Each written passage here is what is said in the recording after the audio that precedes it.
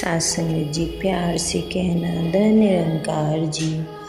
सासंगत जी, जैसे हम सभी आनंद लेते हैं सतगुरु बाबा गुरबचन सिंह जी महाराज के जीवन पर लिखी गई पुस्तक जीवन शिक्षा, निरंकारी बाबा गुरबचन सिंह जी, जिनके द्वारा जीवन यात्रा में उठाया गया एक एक कदम मानवता के पथ पर चलने वालों की राह को एकसार बनाता गया, जिस पर चलकर लाखों लाखों इंसान अपने जीवन को आध्यात्मिक एवं सामाजिक रूप से सफल बना सके।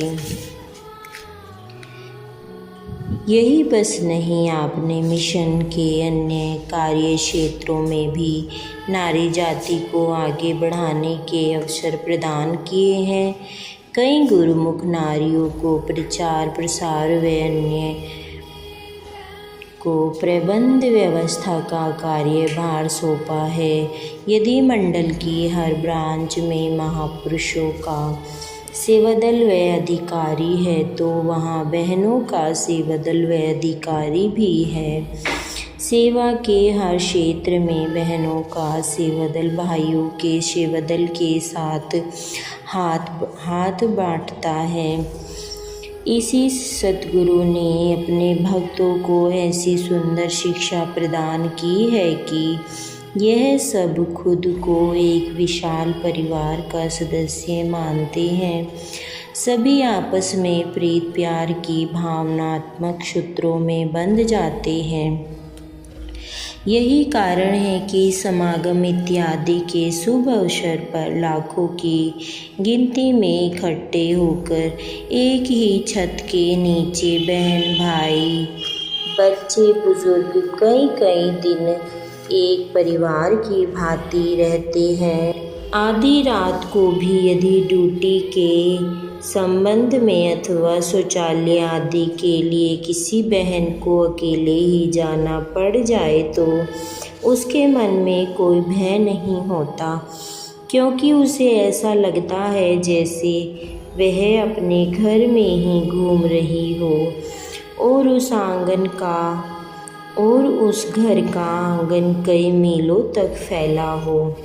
इसी प्रकार जहाँ अपने स्त्री को पुरुष के समान हक सम्मान व सत्कार प्रदान किए हैं, वही नारी जाति का मनोबल भी ऊंचा उठाया है कि उसमें हर काम करने का साहस उत्पन्न हो चुका है। संत निरंकारी मंडल की प्रबंध व्यवस्था व प्रचार में ही नहीं, बल्कि जीवन के हर क्षेत्र में आपने माता पिता को इस बात के लिए प्रेरित किया कि वे लड़कियों को भी लड़कों के समान शिक्षा दिलवाकर उन्हें प्रगति के अवसर प्रदान करें। आज अनेकों ही ऐसे बहन व बच्चियां मिलती हैं जो सांसारिक तौर से बड़े ऊंचे ऊंचे पदों पर कार्य कर रहे हैं। वे प्राय कहते हैं कि यदि बाबा गुरबचन सिंह जी ने हमारी उच्च शिक्षा के लिए हमारे माता पिता को प्रेरित न किया होता, तो शायद हम इस स्तर तक कभी न पहुंच पाते। हमारे पास पैसे व साधन उपलब्ध नहीं थे, लेकिन बाबा जी ने वह सब कुछ उपलब्ध करा दिया, जिससे हमारी प्रगति का मार्ग आसान हो पाया। अर्थात चाहे घर परिवार था या समाज या फिर प्रबंध व्यवस्था, प्रचार व्यापार अथवा नौकरी, आपने नारी जाति को हर तरह से आगे बढ़ाया और साथ साथ उनका साहस भी बढ़ाते रहे। बाबा गुरबचन सिंह जी की शिक्षा सदैव अनोखी ही रही। संसार में अगर कोई नेता अथवा लीडर कुछ शक्ति अथवा पद प्राप्त कर लेता है, तो अहंकार वश अपनी शक्ति का दुरुपयोग करने लग जाता है। लेकिन बाबा जी ने सदा अपने प्रचारकों को इससे बचाए रखने का प्रयास किया। जब संगतों ने अपने मनोबल को व्यक्त करते हुए आप उनके मस्तक पर सेहरा पहनाया, तो बाबा जी ने एक ही बात कही कि मेरा चेहरा तो मेरी साध संगत है, मेरी शान तो निरंकार व साध संगत से है। इसी प्रकार आपने अपने अधिकारियों को भी समझाया कि उन्होंने साध संगत के बच्चे बच्चे का दास बनना है और सारी संगत को साथ लेकर ही चलना है। आपने स्पष्ट शब्दों में कहा कि कोई भी अधिकारी अपनी मनमर्जी ना करे, अपने अधिकारों का दुरुपयोग न करे। साथ ही साथ चेतन भी किया कि सेवा अधिकारियों ने भी करनी है और सत्संग सिमरन के बिना उनका गुजारा भी संभव नहीं। जो अधिकारी बने हैं उन्हें कोई ऊंची पदवी नहीं बल्कि सेवा दी गई है। यह अधिकारी प्रबंध व्यवस्था की कड़ी है, न कि गुरु व साध संगत में कोई मध्यस्थ। इस प्रकार अपनी शक्ति को सेवादारी का रूप दिया। उस भावना में से अहंकार व कर्ता भाव निकालने के बाद जो शेष बचा वह था बच्चे बच्चे के प्रति दास भावना व भक्ति। इसी प्रकार आपने देश विदेश के प्रबंधकों व सरकारों के समक्ष प्रबंध व्यवस्था चलाने की एक उदाहरण पेश की। बाबा गुरबचन सिंह जी ने एक निराकार प्रभु की ओर इसके विश्वास और दृढ़ता की ओर गुरसिखों को मोड़ा। आपने जीवन के अनेकों उतराव चढ़ाव आए, मगर आपने सदा ही इस निराकार प्रभु की रजा को सर्वोत्तम माना और ऐसा ही करने का उपदेश औरों को भी दिया। कहते हैं फलदार वृक्ष को ही लोग पत्थर मारते हैं और परोपकारी संतों को ही विरोध का सामना करना पड़ता है। आपके सत्य प्रचार के अभियान में अज्ञानियों व कथित धार्मिक नेताओं ने कई प्रकार की रुकावटें डाली। कभी आपने कार्यक्रम को रोकने की कोशिश होती तो कभी उनके विरुद्ध तरह तरह के दोषारोपण कर स्थान स्थान पर पोस्टर लगाए जाते अथवा लाउड स्पीकरों के प्रचार किए जाते, लेकिन आपकी विलक्षणता इसी में रही कि आपने इस विरोध को भी अपने मिशन के प्रचार प्रसार का साधन माना। पंजाब के कई शहर गुरदासपुर, पठानकोट, कुमाण, कांदिया, अमृतसर आदि में आपकी कार अथवा संगत स्थानों पर हमले किए गए। 13 अप्रैल 1978 को अमृतसर के बैसाखी समागम पर जो दर्दनाक व घातक हमला हुआ और जिसमें 18 लोगों को जान से हाथ भी धोना पड़ा, इससे सभी और हाहाकार मच गई। मिशन के अनुयायियों के जान माल की सुरक्षा न के बराबर हो गई। कुछ अखबारों की बड़ी बड़ी सुर्खियों में आपके व्यक्तित्व व मिशन के नाम को बदनाम करने के लिए पहले पन्ने पर खबरें लिखी जाने लगी।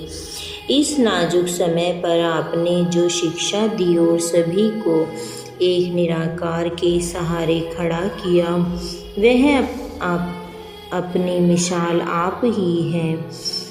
इस भयानक समय में आपने अपने भक्तों के मनोबल को ऊंचा उठाने के लिए और इस निराकार प्रभु के सहारे अपने जीवन की नैया को छोड़ने की प्रेरणा देते हुए फरमाया, साध संगत जी सही मायनों में मिशन का इतिहास ही अब बना है। निरंकार तो करता है, ठीक ही करता है। आप जी जानते हैं कि कभी हमारे महापुरुष इन अखबार वालों को किसी कार्यक्रम के बारे में कोई खबर छापने को कहते थे तो कह देते थे कि तुम्हारा समागमन अमन शांति से हो रहा है, इसमें खबर क्या छापे। खबर तो वह होती है जिसमें कोई मार धाड़, कोई लाठी चार्ज, कोई नारेबाजी या कोई मुकाबला हो। अगर कहीं कोई खबर छपती थी तो वह भी बहुत छोटी सी। अब आप सब देख ही रहे हैं, देश विदेश के हर समाचार पत्र के पहले पृष्ठ पर बड़ी बड़ी सुर्खियों में आपके मिशन का नाम होता है। जहां सीमित साधनों के कारण हमारा प्रचारक नहीं पहुंच सके, वहां हमारे इन हितैषियों ने हमारा नाम पहुंचा दिया। हमें तो इनका धन्यवाद करना चाहिए कि हमारे मिशन का नाम अब दुनिया के कोने कोने में फैल चुका है।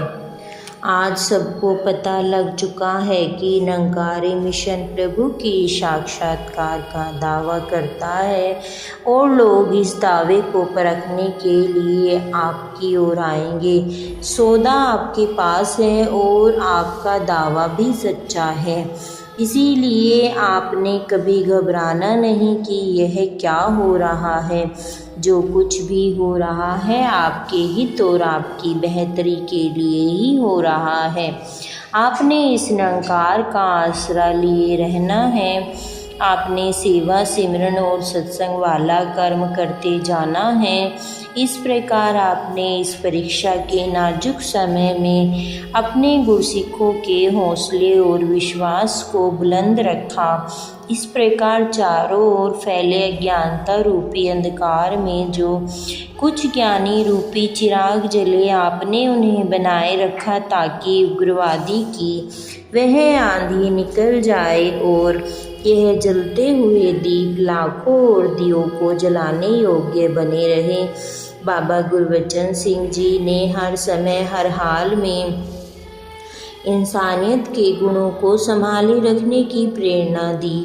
आपने जुल्म और अत्याचारों को भी नम्रता और प्रीत की ढाल से सहन करने का गुर बताया। आपने समझाया कि जैसे आंधी आने पर बड़े बड़े वृक्ष जमीन पर गिर जाते हैं, लेकिन धरती के सीने के साथ जुड़ी हुई घास का कुछ नहीं बिगड़ता, वह पल दो पल झुक जाती है, आंधियाँ निकल जाने पर फिर खड़ी हो जाती है।